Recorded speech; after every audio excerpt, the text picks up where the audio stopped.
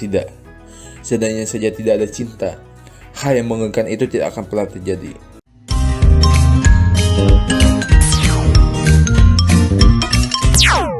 Halo semuanya, nama gue Minsu. Sore ini gue mau bahas Bokuten edisi Part Laki. Pen ini memiliki 7 ending yang berbeda, 3 untuk ending Seraka dan 4 ending untuk SD. Tapi karena kepepet waktu, gue bakal fokus ke ending utama yang dikondisikan dengan Tomoe yang jatuh cinta sama si malaikat Aine. Langsung aja. Setelah berhasil menyatukan seluruh pasangan, Tomoe dan Aine menemukan masalah baru, yaitu kelima pasangan yang sudah terjadi oleh benang merah takdir mulai putus. Benang yang seharusnya tidak bisa terputus satu persatu menghilang di antara mereka. Di sepanjang cerita, mereka bertemu dengan malaikat bersayap hitam. Namanya Rios dan Helena. Menes, Richa, Erich langsung menyerang mereka tanpa berbabi buta.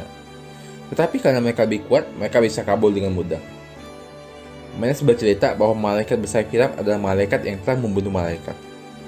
Sangat berbahaya sekali untuk mendekatinya. Aine yang masih belum mengetahui banyak tentang mereka, malah mendekati markas mereka sendiri dengan harapan menemukan jawaban atas putusnya benang merah takdir manusia. Tetapi dia enggan menjawabnya meski Aine sudah mendesaknya dalam berbagai cara. Aine yang pulang tanpa jawaban hanya bisa pasrah. Begitu pula, Aine melihat gigitannya yang sudah kembali seperti semula. Pasti sesuai dengan janji yang mereka buat, Tomoe meminta Aine untuk pergi dari rumahnya. Tetapi Aine tidak ingin pulang kembali sampai masalah kelima pasangan itu selesai. Tomoe sudah enggan melakukannya lagi. Setelah melihat usahanya yang berujung dengan putusnya hubungan mereka, Tomoe menjadi semakin yakin bahwa kebahagiaannya sesungguhnya adalah dengan tidak memiliki apa-apa. Jika kamu tidak memiliki apa-apa, maka kamu tidak akan kehilangan apa-apa. Seperti telah menginjak ranjau, Aine mundur melihat ekspresi Tomoe yang tidak seperti kesakitan. Aine pun pergi ke rumah Naruko yang merupakan teman masa kecil Tomoe. Di sana, Aine ingin mengetahui kejadian semacam apa yang membuat Tomoe memiliki pemikiran senegatif itu. Naruko awalnya tak ingin mengatakannya, tapi pada akhirnya ia mengatakan semuanya. Dulu, Tomoe jatuh cinta, dan sakit dalam cintanya itu juga alasan kenapa ia tidak bisa merasakan cinta lagi. Mereka bertemu di gereja yang roboh akibat gempa. Meski kita mengenal, mereka saling bertukar kata, dan entah kapan mereka sudah mulai akrab satu sama lain. Tetapi, gadis itu meninggal. Lalu Tomoe dibawa ke rumah sakit karena mengalami asphyxiate, yakni suatu kondisi di mana sesak napas yang bisa saja merenggut nyawanya. Tomoe benar-benar berada di kamar kematian. Tetapi meski selamat, selama seminggu penuh ia tidak mau makan dan bahkan tidak mau tidur. Ia melakukannya demi menghukum dirinya sendiri. Naruko meyakini bahwa Tomoe menyalahkan dirinya sendiri atas kematian gadis itu. Singkat saja, setelah mengetahuinya, Aine menemui Tomoe lagi dan menanyakan masa lalunya, tentang apa yang terjadi pada gadis itu dan bagaimana itu bisa terjadi. Tomoe merasa takut, tapi pada akhirnya ia membuka mulut. Gadis itu bernama Aina. Mereka memainkan sebuah game yang disebut kebahagiaan. Sebuah game di mana masing-masing dari mereka menuliskan kebahagiaan mereka. Tapi tiba-tiba terjadi suatu kejadian buruk. Ibu Tomoe membunuh ayah Aina. Terjadi cinta segitiga di antara keluarga mereka yang berujung dengan kematian seseorang. Aina yang tidak tahu apa-apa tetap menatap Tomoe dengan wajah polos. Tetapi Tomoe tak bisa menatap Aina karena ia tahu bahwa ayah Aina sudah dibunuh oleh ibunya sendiri. Lalu ibu Aina yang menyadari bahwa Aina diam-diam ingin bertemu dengan Tomoe menampak Aina dengan keras. Karena itu Aina kabur dari rumah dan menunggu kesayang di gereja yang roboh menunggu kedatangan Tomoe. Aina sudah jatuh cinta dengan Tomoe. Tomoe yang memiliki firasat buruk pergi ke gereja yang roboh dan tak diduga ternyata Aina masih ada di sana. Tomoe dan Aina akhirnya saling duduk bersampingan dan saling berpegangan tangan. Aina bercerita bahwa ibunya memaksanya untuk pindah ke rumah, tetapi Aina tidak mau itu dan ingin tetap bersama Tomoe. Tomoe pun juga sama.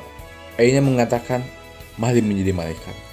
Di masa itu ada rumor bahwa jika tidur di gereja semalaman, maka orang itu akan menjadi malaikat. Tomoe dan Aina menaruh kepercayaan pada rumor itu, lalu tidur sembari berpegangan tangan. Tapi apa yang sebenarnya anak kecil itu pikirkan? Gereja itu sudah rusak. Angin dingin salju masuk ke sana. Pada akhirnya, Aina mati karena cuaca dingin, sedangkan Tomoe juga sudah berada di kamar kematian. Seandainya saja para polisi menemukan mereka lebih cepat, pasti semuanya akan menjadi berbeda. Tidak, seandainya saja tidak ada cinta, hal yang mengerikan itu tidak akan pernah terjadi. Aina mulai lebih menaruh banyak perhatian kepada Tomoe, dan Tomoe yang awalnya bersikap keras mulai lembut dengan Aina. Lalu pada akhirnya Aina berhasil mengetahui penyebab benang merah takdir terputus. Malaikat bersayap hitam bukanlah malaikat yang telah membunuh malaikat, tetapi malaikat yang mengetahui paksa pahit dari menyatukan cinta seseorang. Tidak ada hal gratis di dunia ini. Semuanya harus ditukar dengan sepadan. Begitu pula dengan cinta. Benang takdir yang Aina satukan berpindah menjadi benang gitarnya. Tugas yang Aina awalnya meyakini untuk kebahagiaan semua orang, ternyata justru membawa kesedihan juga kepada yang lain. Jika ia menyatukan cinta seseorang, di saat bersamaan ia juga akan memisahkan cinta seseorang. Malaikat yang mengetahui hal itu pada akhirnya sayapnya akan berubah menjadi hitam. Dan itu juga alasan Rios tidak ingin mengatakan kebenarannya kepada malaikat lain. Karena jika malaikat tak tahu hal ini, maka keyakinan mereka untuk membuat orang bahagia juga akan sirna dan menyebabkan malaikat yang bersayap hitam lainnya. Perlahan sayap Aina mulai menghitam. Keyakinan adalah kekuatan para malaikat. Karena itulah sebelum itu terjadi, Aina menaruh keegoisan cintanya kepada Tomoe. Singkat saja, pada akhirnya Tomoe kembali jatuh cinta dengan Aina dan mereka saling menikmati tubuh mereka. Aina mencintai Tomoe, begitu pula Tomoe. Tetapi untuk terakhir kalinya, Aina ingin Tomoe bahagia. Diam-diam Aina mencari pecat hati Tomoe yang terletak saat kematian Aina. Karena tidak bisa menggunakan anak panah, Aina memanggil Menes, Richa, Erich untuk membantunya mengembalikan pecahan hati Tomoe dengan lagu. Aina ingin Tomoe bahagia dan pada akhirnya sayapnya benar-benar berubah menjadi hitam dan Aina pun menghilang. Hati Tomoe tiba-tiba merasa baikan. Rasa bersalahnya pada Aina perlahan hilang dan ia bisa melihat dunia berbeda dari biasa. Menes, Richa, Erich juga menanyakan keberadaannya kepada Tomoe dan menceritakan semuanya. Menes, Richa, Erich juga tidak tahu penyebab hilangnya Aina semenjak mengembalikan pecahan hati Tomoe. Tomoe pun menyadari sesuatu dan akhirnya pergi menemui Rios, si malaikat bersayap hitam. Tetapi di sisi lain, Rios juga tidak tahu kenapa Aina bisa menghilang. Tepat di sana, Rios menceritakan alasan kenapa sayap malaikat bisa menjadi hitam. Ia yakin Tomoe akan menjadi hal yang tidak bisa Rios sadari. Sesuai dugaan, Tomoe menjadi sesuatu. Tomoe mengenal Aina lebih dari siapapun. Karena itu pula, ia tahu bahwa orang yang paling menderita akibat putusnya 5 pasang itu dari dirinya sendiri.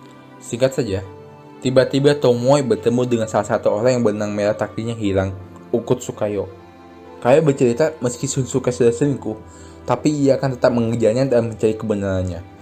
Begitu pula dengan yang lainnya. Meski benang merah takdir mereka sudah terputus, tapi cinta mereka tetap ada.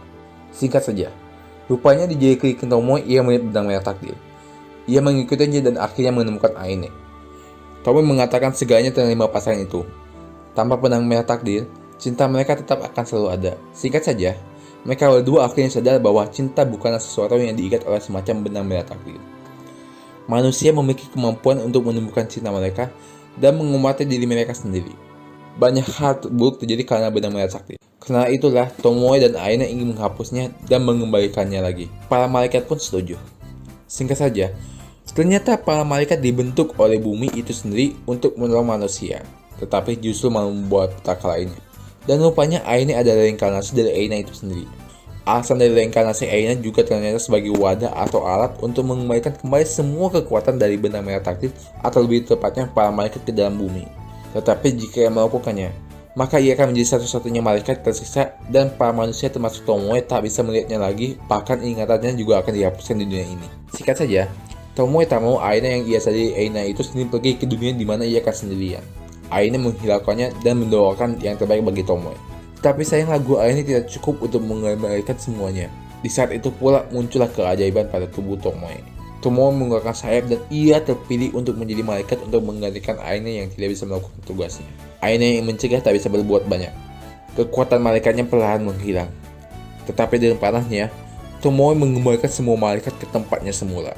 Sayap Aina mulai kehilangan kekuatannya dan perlahan retak bagaikan kaca.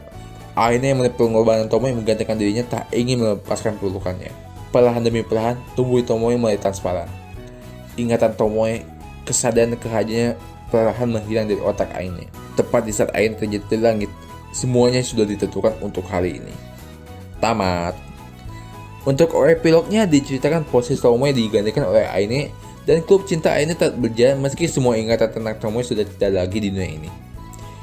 Di klub cinta Aina menceritakan mimpi bahwa ia memiliki kekasih malaikat yang selalu menjaganya.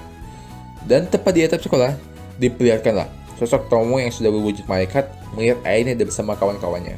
Oke, akhirnya selesai juga nih KPN, super debut panjang deh.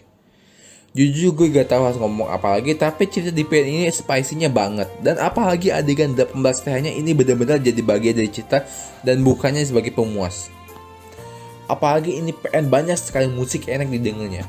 Sebenarnya gue mau cerita ketiga ending hero lainnya, si Naruko, Minamo, Yuli, tapi karena keterbatasan waktu, jadi ya udah deh. Untuk CG terbaik gue bakal berikan kepada CG saat sayap airnya letak dan terjatuh dari langit. Sumpah gue pengen nangis lihat adegan ini.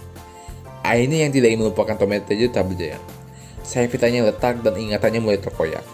Tak bisa berbuat banyak, ia menangis keras hingga matanya mengelik. Sumpah sedih bet. Rasa sakit setelah gue melihat pengoboran cerita itu benar-benar bikin Ya gitulah astaga, ini pen benar-benar komedi banget. Dan by the way jangan lupa kalau Overlap, developer yang sama bikin Open ini, bakal ngelis PN dengan judul baru Musik Chios di April mendatang yang sayang akan menjadi proyek akhir mereka. Duh sedih banget dah. Tapi semoga ceritanya benar-benar bagus. Gue berharap banget dah, apalagi kayaknya bakal penuh dengan lagu-lagu. Sekian dan terima kasih, sampai jumpa di rekap berikutnya.